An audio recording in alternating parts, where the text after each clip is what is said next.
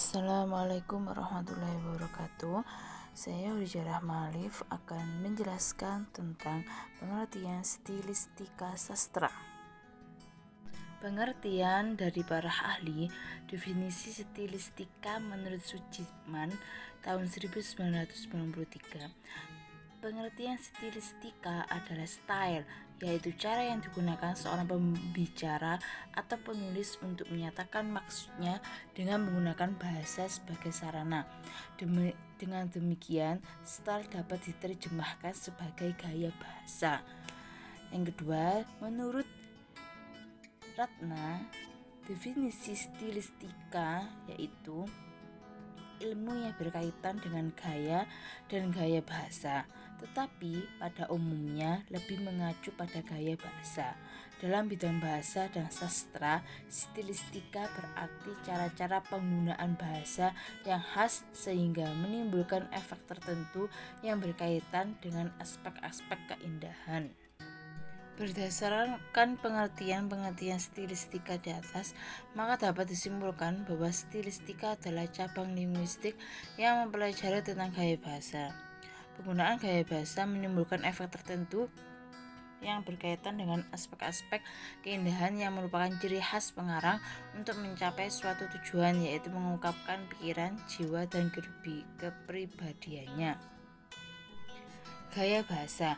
Gaya bahasa merupakan bahasa yang diberi gaya dengan menggunakan ragam bahasa yang khas dan dapat diidentifikasi melalui pemakaian bahasa yang menyimpang dari penggunaan bahasa sehari-hari atau yang lebih dikenal sebagai bahasa khas dalam wacana sastra. Gaya bahasa merupakan bentuk pengekspresian gagasan atau imajinasi yang sesuai dengan tujuan dan efek yang akan diciptakan. Erat kaitannya dengan bahasa kias. Macam-macam gaya bahasa. Gaya bahasa pertentangan. 1. Hiperbola. Gaya bahasa ini berupa suatu pernyataan yang terlalu berlebihan dari kenyataan yang ada dengan maksud untuk memberikan kesan yang mendalam atau meminta perhatian. Yang kedua ada litotes. Gaya bahasa yang menyatakan sesuatu dengan cara-cara yang berlawanan dengan kenyataan, dengan cara mengecilkan ataupun menguranginya. Yang ketiga ada paradoks. Paradoks ini menjelaskan tentang opini atau argumen yang berlawanan dengan pendapat umum, bisa dianggap aneh atau luar biasa. Selanjutnya ada gaya bahasa perbandingan, yaitu yang pertama ada asosiasi atau perumpamaan. Asosiasi yaitu gaya bahasa yang perbandingan terhadap dua hal yang maksudnya berbeda, akan tetapi sengaja dianggap sama. Yang kedua ada personifikasi. Personifikasi yaitu gaya bahasa yang memberikan karakteristik atau sifat-sifat manusia kepada benda yang tidak hidup.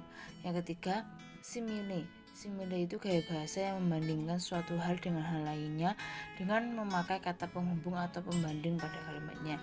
Yang keempat ada metonimia. Metonimia yaitu gaya bahasa yang memakai ciri, atribut, atau pemerek untuk menggambarkan suatu benda. Ya, sekilas itu penjelasan dari saya. Terima kasih atas perhatiannya. Wassalamualaikum warahmatullahi wabarakatuh.